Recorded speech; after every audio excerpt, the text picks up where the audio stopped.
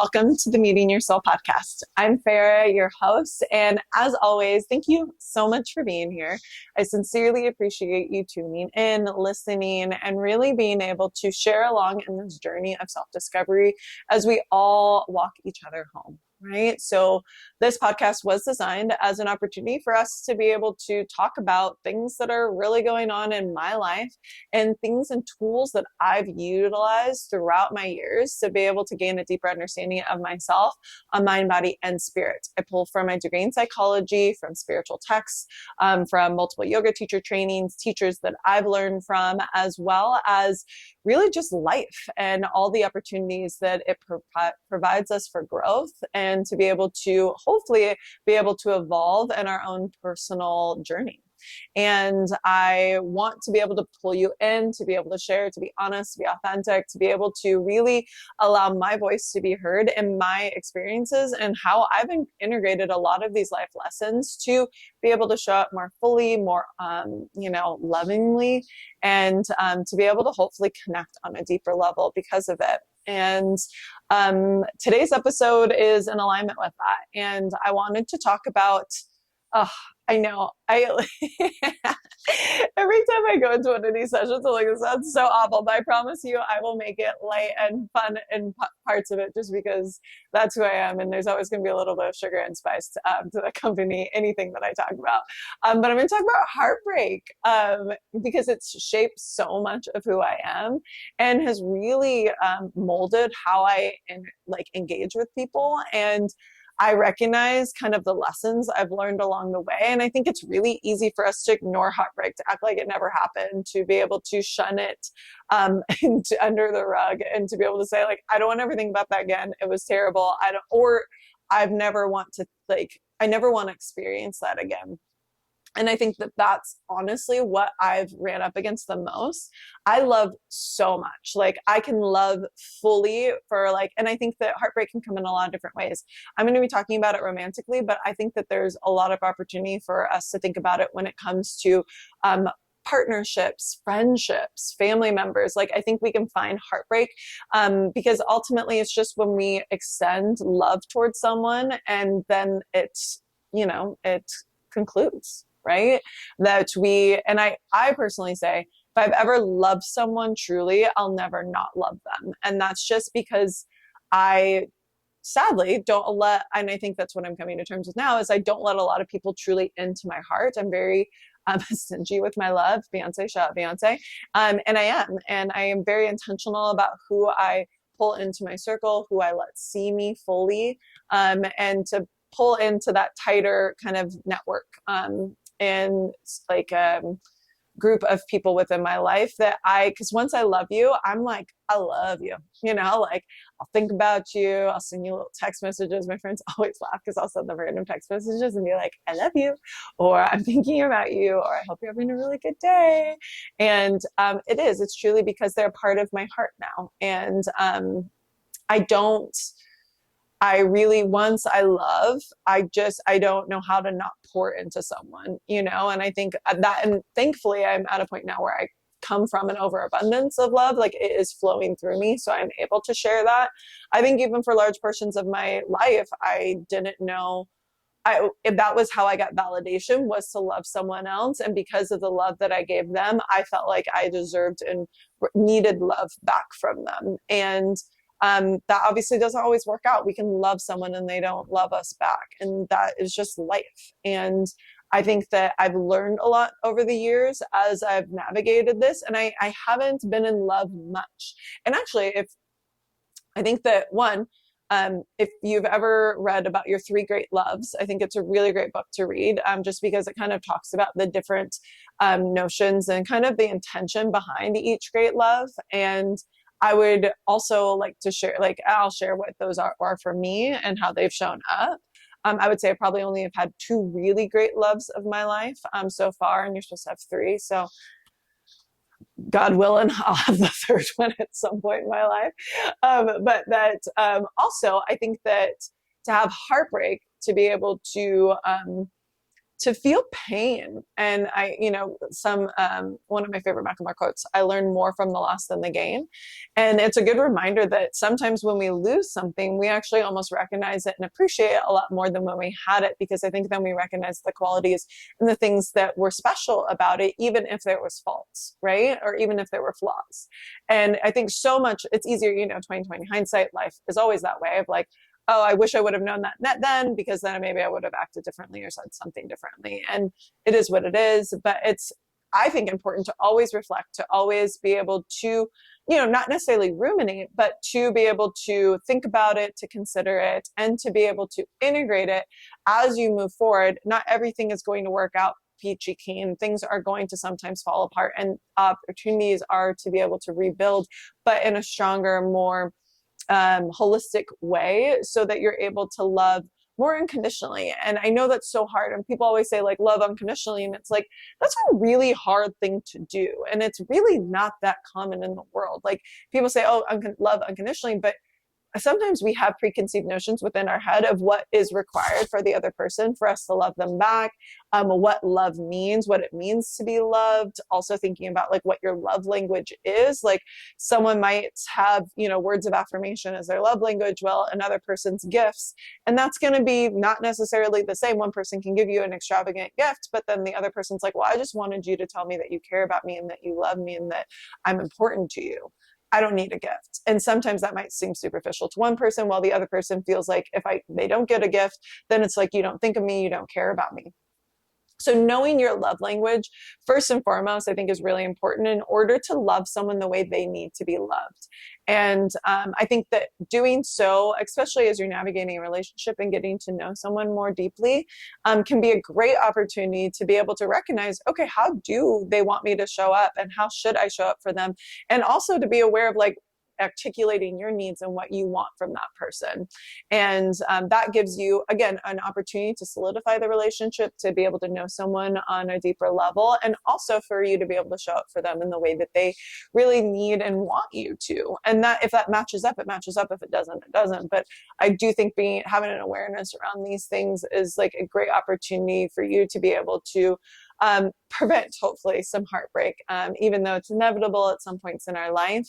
But again, it can be a way for you to be able to strengthen connection, for you to be able to love someone on a deeper, fuller level. And hopefully, and what I truly love about love is this connection piece, right? To get to know someone on a deeper level, to be able to see a part of them and the vulnerability that exists within them, in this kind of non-judgmental, safe container. And I think that that's the beauty of it. And I think that that's really where I try to show up for anyone within my life, is to be able to be that safe, non-judgmental container, but at the same time, for me to really feel comfortable to be that same way with that person.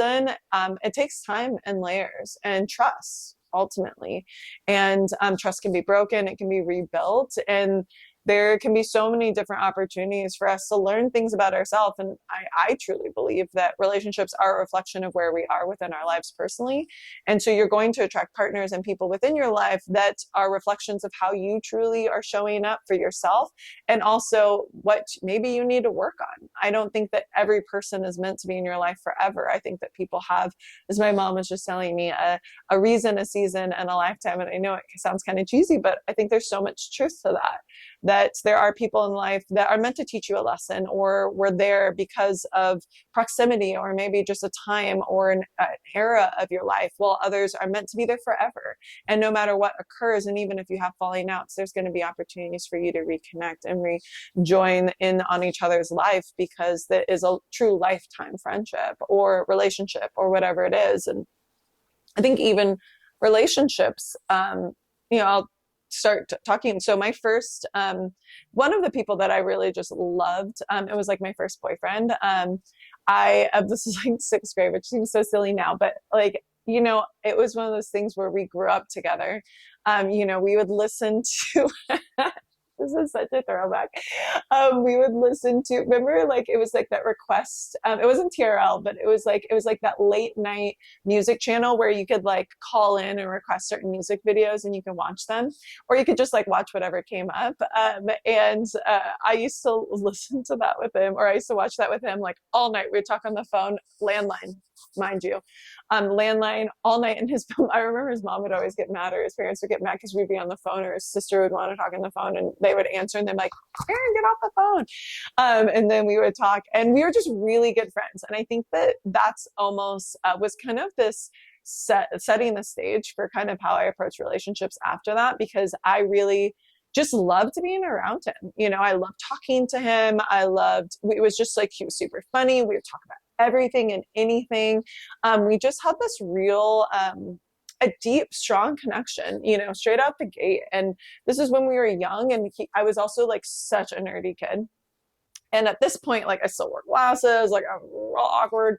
And I remember him always saying, like, you're so beautiful. And it was like probably one of the first guys that ever told me I was beautiful. Brian Coyne too. Thanks. Shout out Brian Coyne. I've known him since I was really young. And he was like, you're gonna be super hot when you're older. It's like, and I remember thinking it was so weird. And I was like, yeah, right. Like, and I did have to say, like, I love myself. Am I the most beautiful person in the room? No, never. But like, I do love my unique look now. And I think that at that point I felt so awkward and uncomfortable in my skin. To receive that kind of, admiration was really nice. And I don't think I had ever received it. And the fact that I even still remember that so clearly shows how much of an impact it made on me. But so yeah, and Brian and I were always really good friends too. But so Aaron and I, but crazy thing. So I had a best friend, Morgan, and we both liked him. So then I really liked him, but we were like really good friends. We just would talk all the time. And I was really shy. I was super shy as a kid. And so then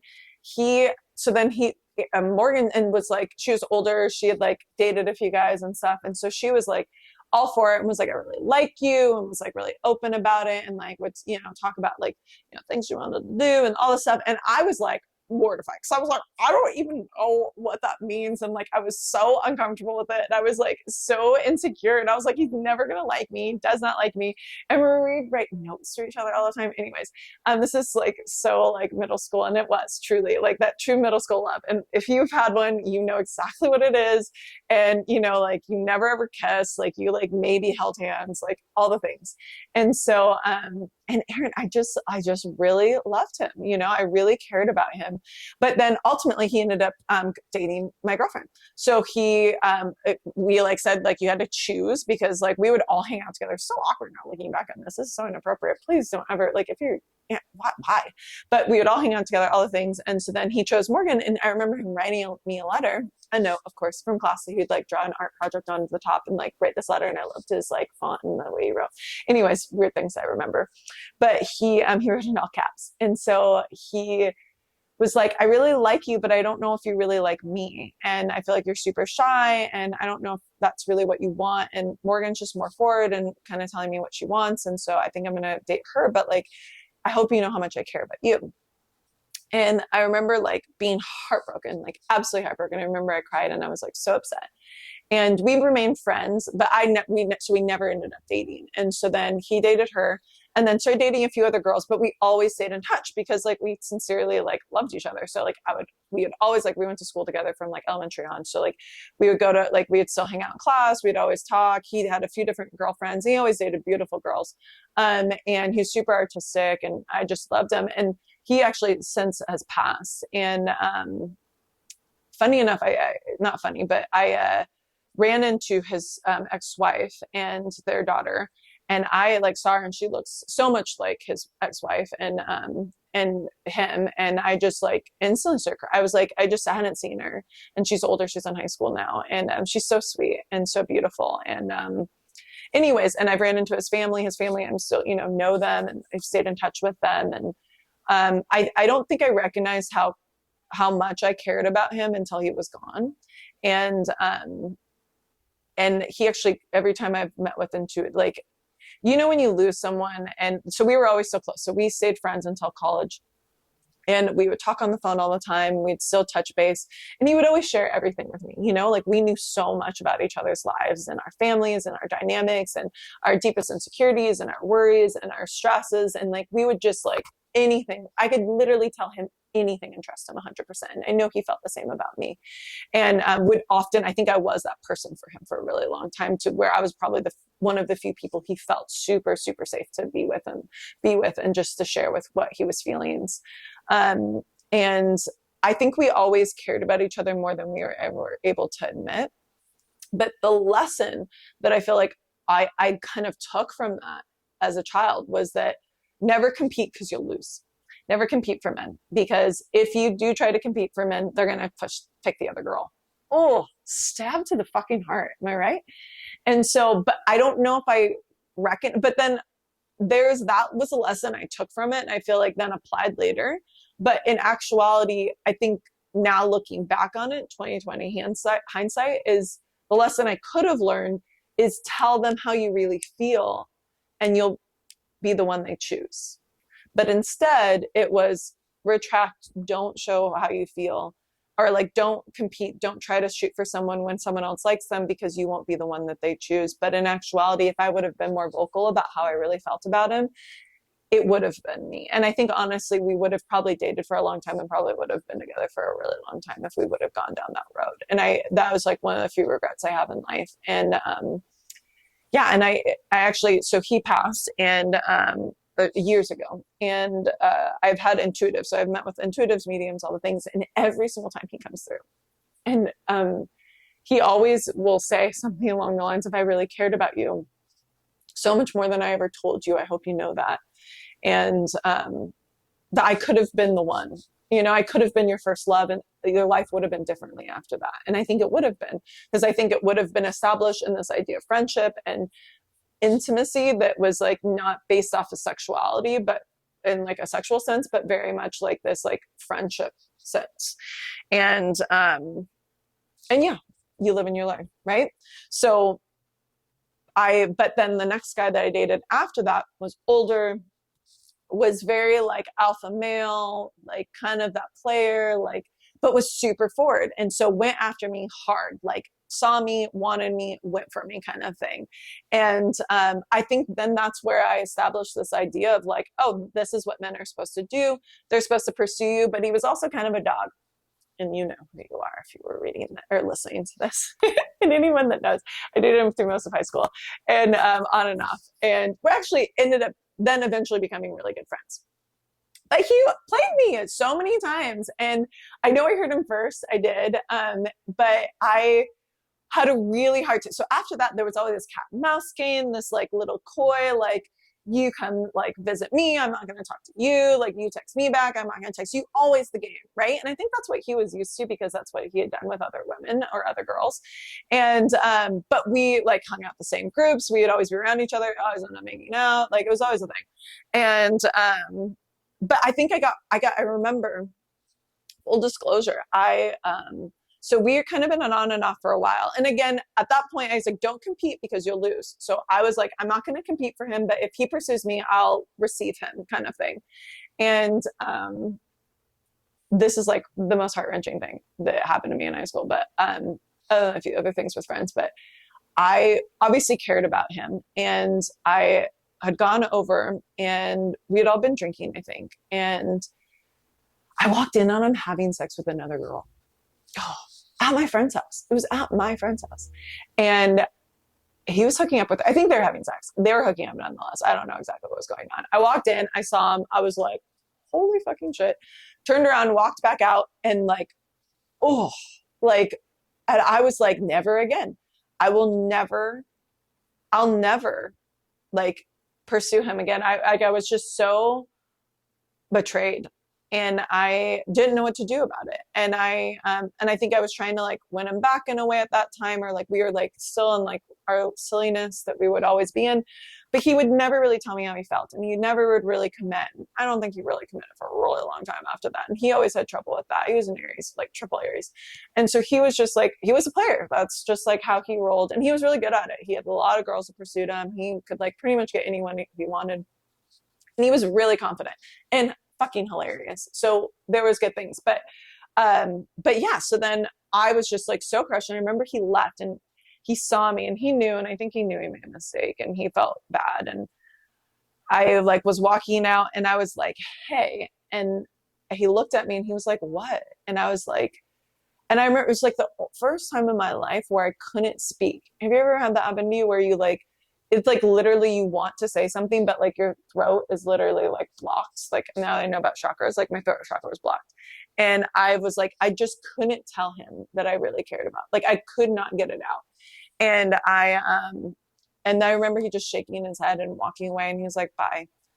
And then after that, we like cut off any kind of romantic connection, and stayed really good friends. And I think we always still really cared about each other, though. That was, again, so then the lesson from that was like, don't ever tell someone how you really feel about them, because if it's not reciprocated, it's going to devastate you, kind of thing. And so then I was like, always act too cool, always act like you don't care, always like be the first to move on, like don't let it get to you, like it is what it is, like no big deal, I'm unfazed, is kind of like what I learned from that. What the fuck, Farah? Worst lesson ever. Okay, do not listen to this. This is definitely not good. But that was what I took from that. And so I think the lesson I could have learned in this circumstance was to show him, again, repeating theme here, show him how I really cared about him. Tell him that I really did like him, that I really did want to be with him, and that I was sorry for what I did initially, because I kind of dogged him at first. It was unintentional. I'd been drinking too much and was like hit on his best friend in front of him. Why did I do that? I don't know. So I think that at that point, I was just like, my bad, but then I'd hurt him too badly. He couldn't come back from it. And we stayed good friends. And actually, after that point, I like just loved being around him so much. We had great chemistry. And so like, we just stayed in touch. And so like, I would go and visit him. He would visit me. I'd go over his house, like literally completely platonically, like hang out for weekends at a time. I was friends with all of his friends. They were friends of mine. So like we would just, and like until I got with my ex-husband, we still hung out all of the time, like straight up. Like, and like honestly, he was one of my best friends. Like if it was my birthday, he'd be the first person to show up. He'd be there. Like we would like always, like I would call him anytime I was in town. Like his first person, I literally sometimes wouldn't even go to my dad's house first. I'd go to his house first and hang out and like go do something with them. And like it was just, he was my buddy. And I miss him dearly, I think, because of that. What I could have ultimately learned from that high school relationship, essentially, is to kind of put yourself out there sometimes, to like be willing. And I think at that point I was like dating lots of different guys, and was never really like, it was so much more about like who pursued me versus who I wanted to pursue. And I just would receive it instead of actually like willingly and openly go after what I wanted, because I was scared of rejection. Ultimately, aren't we all? Like being rejected is one of my deepest, darkest fears. Like to put myself out there and to not be received is absolutely fucking terrifying to me, and it always has been. And and I've also had these experiences that I've then allowed to be the reasoning and the like solid, like solidifying why I believed what I believe.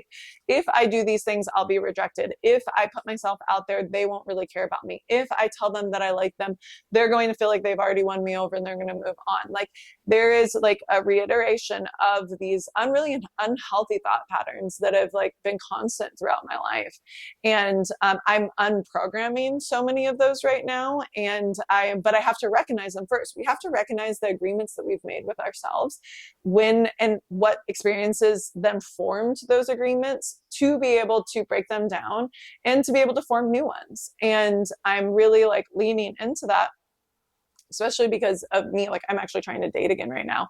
And so like it's been a little difficult, but I'm like, I want to come from a more conscious place. I want to approach it from a more willingness to be open and to receive, and also to give in this equal exchange, and to be open-hearted. And that can't be done if I'm not aware of my unconscious programming that's prevented me from really being who I am and how I can show up for others. And also, why do I show up the way that I do? And what are the things holding me back from genuine and authentic connection? So I think that those were like formative years for me, because that's how I set the stage for relationships going forward. And so then my next relationship, which was like my first love, I would probably say, was a gentleman. He was a lot older than me. And we met through actually my first boyfriend, the one that didn't end up choosing me, but that was his best friend, but older friend. And so I'd gone over to a party with them and at Medium, and we had roll intense chemistry straight at the gate. And so we think ended up kissing or something like that. And then after that, I stayed in touch with him and gave him my number, and we kept hanging out.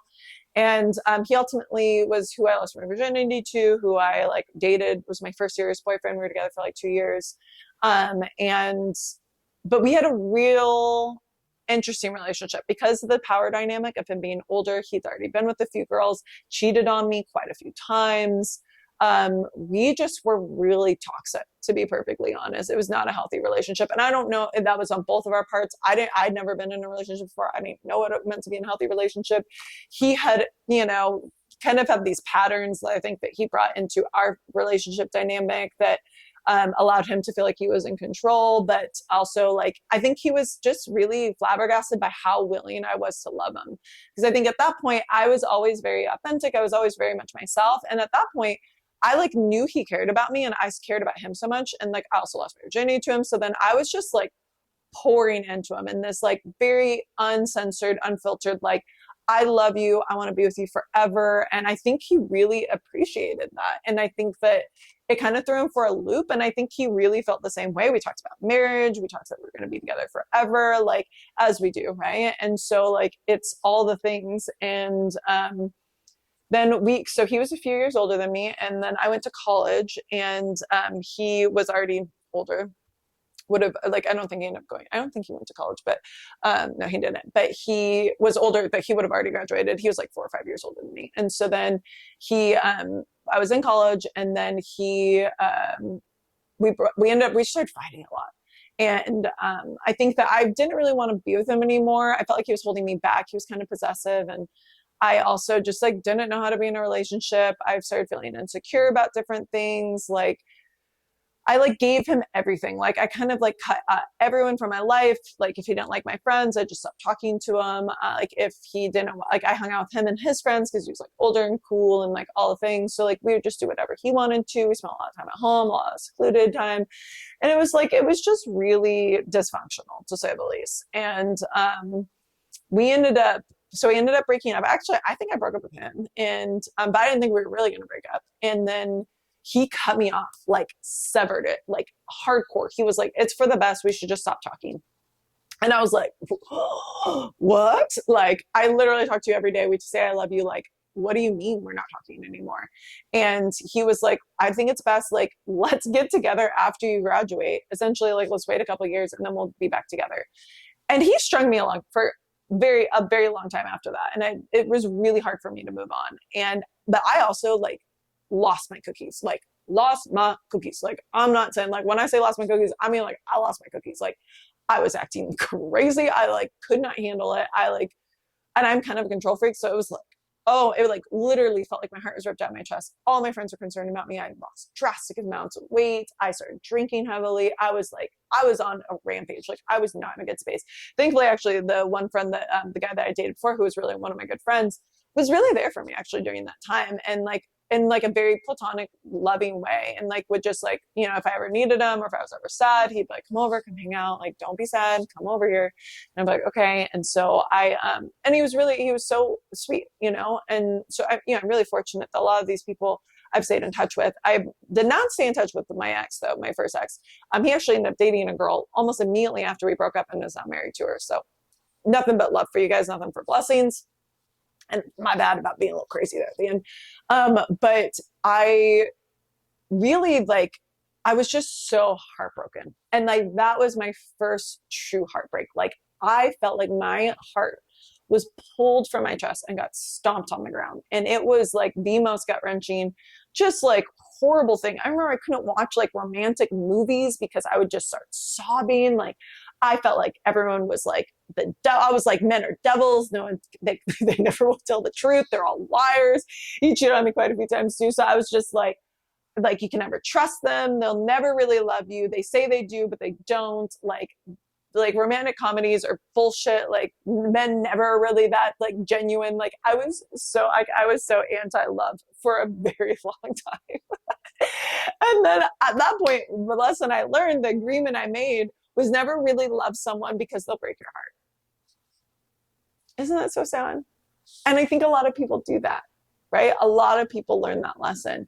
don't open your heart because you'll get broken. Like, get my confidence back, focused on school, just did a bunch of stuff. And I would have to say that what I remember afterwards was like, but I remember being so scared to love again after that because of the fact that I was so heartbroken, and it damaged me and just wrecked me so badly that I was like, I don't think I can ever really love anyone ever again unless I'm absolutely fucking positive that they're going to like cherish the ground I fucking walk on and love me like wholeheartedly and fully without like, and there's like absolutely no way they would ever leave me, because I don't think I could do that again. I was like really scared about it. And funny enough, I actually ended up starting to date my ex-husband right after that. And so we dated for a few months, but I was like, hey, I'm so like broken right now. Like, I'm not in a good space, but we were really good friends. I've known him my whole life. And I trusted him, and I knew he really loved me for me, you know, like we were very authentic and true around each other. And so, but he would make me laugh. And that's why I was like so grateful for him. And so we would always hang out and chat, and like we would always go out together and all the things. And so we dated for a little bit, and I was like, I'm just not in a good space to like really be in a relationship with anyone, especially long distance. And so so I broke it off with him, which devastated him. And I remember he was so mad at me. And but I was like, let's just wait a couple of years. So literally what was done to me, I did to him. And I was like, let's just wait till we graduate and then we can be together. And so, you know, life happened. We stayed in touch. I still was close with him.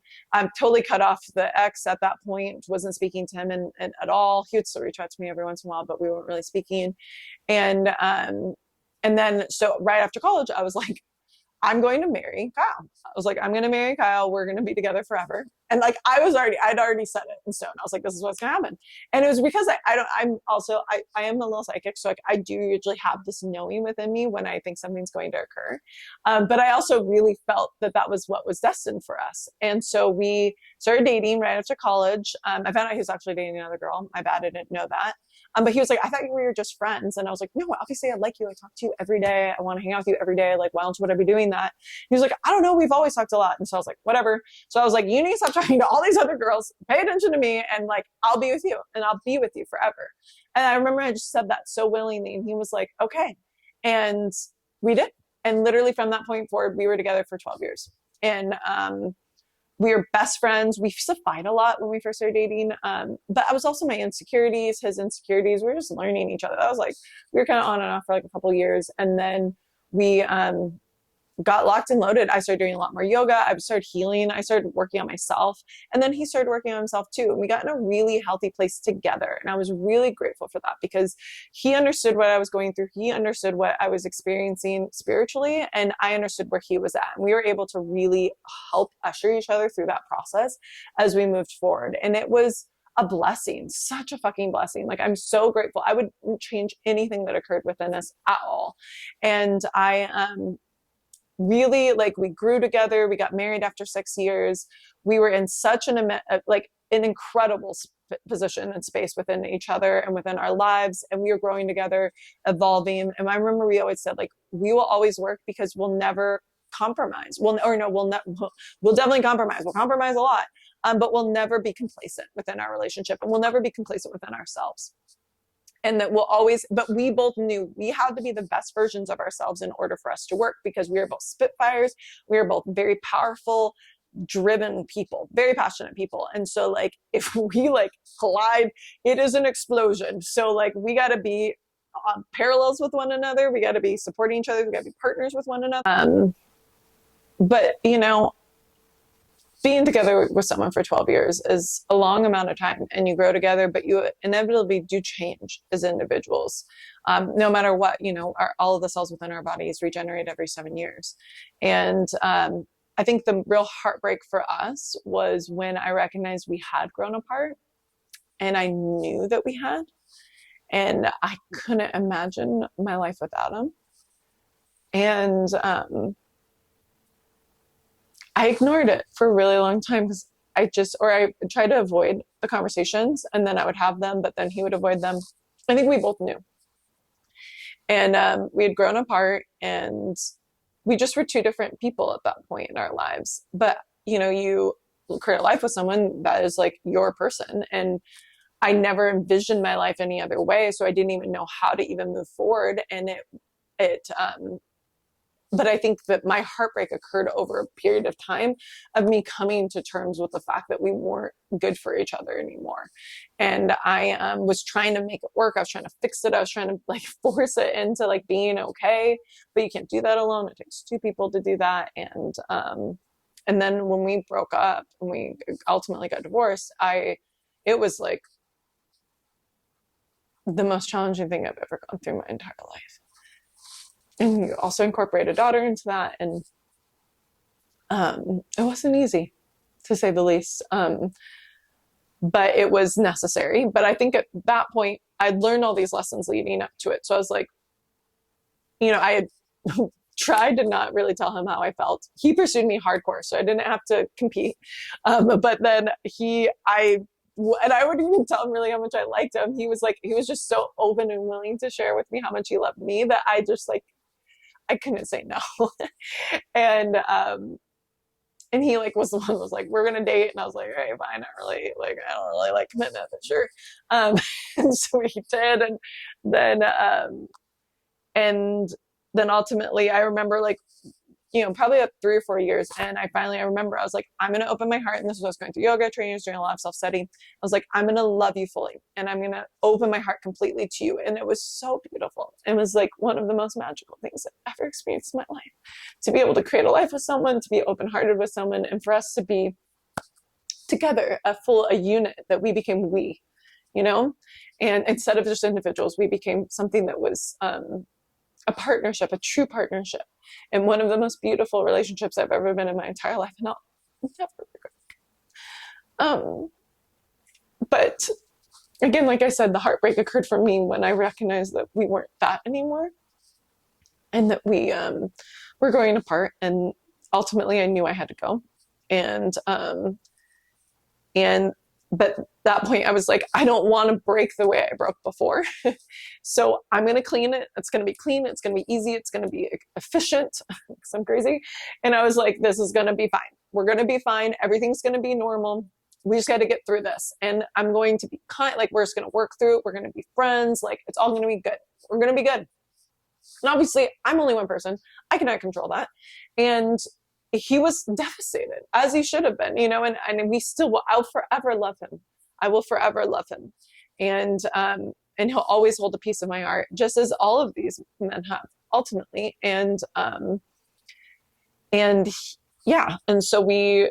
that was a few years ago. And so even during that, I was intentionally single for like literally straight up a year and a half. Like, I was like celibate, like, I am not dating anyone. I'm not trying to even date anybody for a long time. Like, I am just here. I'm just going to heal. I'm going to work through my own shit. Like, I gotta have some space. I've been in a partnership for 12 years. I've been married. I've been living with someone for this amount of time. I've given everything to all of these people.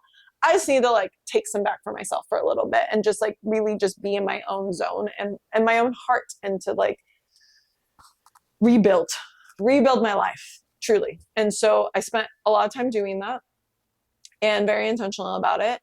And ultimately I've come back into the dating scene, and I've recognized all of these agreements and lessons I've learned over the years, but that have actually hindered me from having true connection. And, each time I think I'm evolving, I think I'm becoming better. And so much of like, I was like, okay, next relationship, I'm going to have balance. I'm going to recognize the red flags. I'm going to like be clear about what I want. I'm going to hold my boundaries. I'm going to be like concrete in who I am and how I'm showing up for the other person. And if you don't have all the things that I want, then bye. Boy, bye. Like, trust me. Sorry to anyone that this has happened to. I've ghosted more people than I care to admit. And I've met guys, had great connections with guys, and been like deuces and like no qualms with it, and then moved on. And it's so heartbreaking because, people invest in you, people care about you, and then you just like discard them, and it's hurtful. And I feel bad about that. And I'm recognizing I've almost been too harsh with my boundaries. Like, I felt like I had none, and then I was just like, fuck everybody for a while. And then now it's like, okay, there could be balance. There's ways to find the balance within it all. And I think now what I'm doing is kind of uncovering how I can actually be like, what are the archetypes that I've learned, and like the guys I'm almost attracted to because of hurt and pain? And why am I actually pursuing certain men that aren't emotionally available, or that do just say what I want to, or are that super attractive guy that's really charming and like good looking, but also doesn't really want anything more, and that is closed off and probably playing like games. And it's like, why does that feel so comfortable and easy for me? Why does that feel like more of what I'm used to than someone who's pure hearted and that just like cares about me and honestly wants the best for me and respects me? Like, why is that what I then push away and then usher in these people that don't really give a damn, And I'm having to get real about all of those things. And I think for you too, listening into this, like really reflecting on like, what are the lessons you've learned within your life, within the loves that you've had? What are the moments of growth? And what was the thing that triggered you the most? What was the most hurtful like piece of whatever that relationship was? What really tore you down? What devastated you? Like, what was that thing where you were like, I can't believe this is actually what transcended from this relationship? Like, I know it's difficult, but like pulling those things out to the surface and then being able to reframe them, to be able to say, okay, obviously this was painful. Obviously this was hard for me. But then like, if I were to shift perspectives, if I were to look at it from this angle instead of this angle, how could I actually become more loving from it? How can, instead of shutting myself down, how can I open up even further from that? How can I actually be able to show up and be more compassionate to someone else that might have gone through the same thing, or maybe has experienced something similar, or maybe so that I don't do that to this person, right? Like, how can I become better because of the pain and the hurt that I've endured?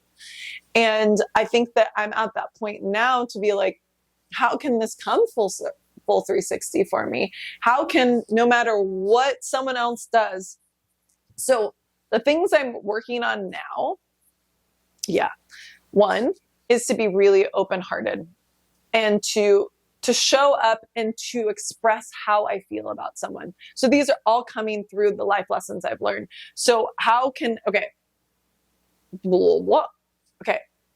the life lessons that I've learned and I'm now integrating within my life, in every facet of my life, is go after what you want. Don't let anyone stop you from going after it. If you really feel passionately about it, if you really care about it, if it lights you up, fucking go for it. And even if you have to compete, maybe other people are doing it, maybe other people are pursuing this. Everyone has their own lane. Everyone has their own approach. Everyone has a unique gift. Utilize that, and the right people are going to be attracted to you no matter what. So if you feel drawn to someone, fucking go after them. Tell them how you feel. Let them know that you care about them. Let them know that they light you up, that there's something special about them. Let them know, even if other people are going at it, like, just be like, all right, I don't have any expectations from you, but just so you know, this is how I feel. And they can choose. Again, it's vulnerability that really kind of like the fear of vulnerability that prevents us from allowing ourselves to be expressed in the genuine, open-hearted way that is truly meant for heart connection. It's the only way we can truly find someone, and for someone to feel us on that level is to be able to take off the mask and to be able to reveal what we truly want. And from there, the next lesson is like, allowing people to, for me to say, I really like you. This is like, I'm into you. I love spending time with you. I love these qualities about you. And like, to not like be too cool to tell someone how you really feel. Like, that's just what I've done for years. And unless you're coming after me hot and heavy, like, I'm probably not going to try. Like, that sounds so terrible, but it's really true. And it's how I've lived most of my life. But then I recognize I also like guys that are like sweet and are a little bit more shy. Because I'm actually kind of shy. And so like, for me to be the person, which just feels really foreign to me and uncomfortable, but for me to be the one like, hey, I really like you. One of my girlfriends is so good about this. And she like inspires me because she's so willing to just show up and to be like, here, this is how I feel. This is what I'm going through. Like, what do you think? Or like, how do you like, do you like me too? Like, I like you, you like me? Like, hey, we should hang out sometime. Like, to be like, to really put it on the table. And that's just not how I would roll normally. And so I'm working on that. Third, and these are life lessons I've learned from these heartbreaks. And like the next one is like, to open my heart to, like, even if there's a fear that I have that I could be hurt from them, that they could maybe not reciprocate the love that I give them, that shouldn't change how I show up, to like open my heart, to be able to be there, to be willing to care about someone, to be able to pour into someone without any expectation of anything in return. And also recognizing that if it's not meant to be, it's not meant to be, but at least then I have no regrets. And that's like what I'm trying to work on right now. It's like no regrets. Like however I want to feel, like it is how I feel. That's my truth. And I'll share it with them. And whatever happens from it, happens from it. Right. And then the last thing is like to allow someone to see the real you and to trust them and what they want and who they are, and to see them for who they really are. Like not to ignore the red flags, not to ignore the things that gel well with you and don't gel with you. Do you have the same values? Do you have the same goals? Do you have the same vision for what you want within your life? And even if you're on different timelines, can you still work together to be able to achieve those, and to trust someone to be on that journey with you, even if it's not forever? Right? If it's just for a season, or if it's just for a specific reason, can you allow yourself to be supported by someone else, to allow yourself to be protected by someone else? Can you allow yourself to receive from someone else? And I think I'm very hyper independent, which is, I guess, is I'm trying to heal my masculine right now. And I don't like to rely on other people. I don't like to ask for help. I don't like to feel like I can't do it on my own. And that's ultimately what I feel like I'm now at the places, is like, I can't grow, especially when it comes to the terms of my heart, by myself. Like I have to be able to engage with someone in order to like really activate my heart, and to be able to like love someone and care about someone. And I can only do that if I show up in all of these other ways in a very genuine format, and also to find someone that is my match, but is my match for now. And that to know that it doesn't have to be forever in order for it to be right. And that also, like, I like to control, I like to kind of like decide how it's all going to pan out, but ultimately I have no control over what's going to occur in my life. But all I can do is I can trust my heart, I can listen to my intuition, I can trust my gut, I can trust my instincts, I can move forward and to speak from that place, and hopefully then for the other person to be able to hear me, but to hear me from this genuine sense, to know that my intentions are pure and that I'm just trying to show up as authentically and truly as I can. And that is all I can do. So this has been through an unraveling of me then seeing all of these like pains and these triggers and these traumas, small t, big T, that built up over a lifetime. And to be able to pull all of them off of the wall, to be able to look at them, to be able to break them down, to be able to see them for what they are, and then to be able to reformat them in a way so that I'm able to show up more genuinely and more compassionately and more willing to be able to be exposed, to be hurt, to be able to be seen. Right? Like I think ultimately all of our goals is to be able to be seen and to see others in this true way. And it's really hard to do if you're not willing to allow yourself to be exposed and vulnerable. But ultimately that is the only way for connection. And I can do this so easily within work, within friendships, and a lot of other formats. Like I have no problems with it. Literally goes without a hitch. Like that's how I operate. That's how I roll. And within love though, I've recognized that that's where I've been so hurt. That's where I feel like it's backfired on me, if you will. And so I've iced over my heart a little bit, and I'm trying to thaw it out. We're defrosting at the moment. And as I defrost it, I want to encourage others to do the same, because ultimately I don't think we're meant to be on this earth alone. Like, even if that's within friendships, if it's within relationships, partnerships, romantically, platonically, whatever it is, recognize your own thoughts and agreements and patterns that have been a theme throughout your life, and really take an honest look at them and be able to parse through them, if that's with a counselor, with a therapist, with a coach, whatever you want to do that with, or on solo on your own, and be able to like really learn what is preventing you from a deeper connection, from really letting yourself be known and being felt and being loved. And I don't think we'll ever regret that type of work, because ultimately, even if we do get hurt, at least we loved. I just watched Romeo and Juliet recently, a few nights ago. And it was like, what did he say? I just lost my train of thought. But it was like, to not be loved, like for you, I'd rather to love you and die than to never be loved, experience love at all. And isn't that so the truth though? Like, isn't life really just to be a lesson to be learned? Like, you only live once and then you die. I just saw that. It's not funny, but like, you really do only live once, and then then this experience is over. So how do you want to be remembered? How do you want to be able to show up? How do you want for other people to feel when they're around you? How can you make it about and I don't like to live with regret. So like, how do you remove the regret? Say how you really feel, show up the way you really want to, put yourself out there, take risks, show up, be love embodied in human form, and let that emanate into the world around you, because this world needs more of it. Right? It's so easy to be separate. It's so easy to be to push people away. What if we were all pulling them in? What if we all created a network and a community around us from genuine and true, heartfelt conversations and interactions? I think it would make the world a lot better of a place to be for everyone. So I hope that you take this and you learn from the lessons I have. If you've never had your heart broken, God bless you. You will at some point. We all do. And if you're scared to get your heart broken, know that I wouldn't be who I am today if I hadn't. And I love every single person that's broken my heart, or that I've broken their heart. And I've probably sad but true, I've broken a few hearts in my life. And I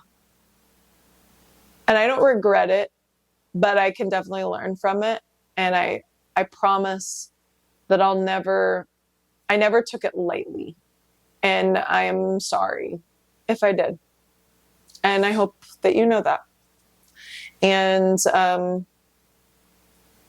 I tried my best, and I think that we all are.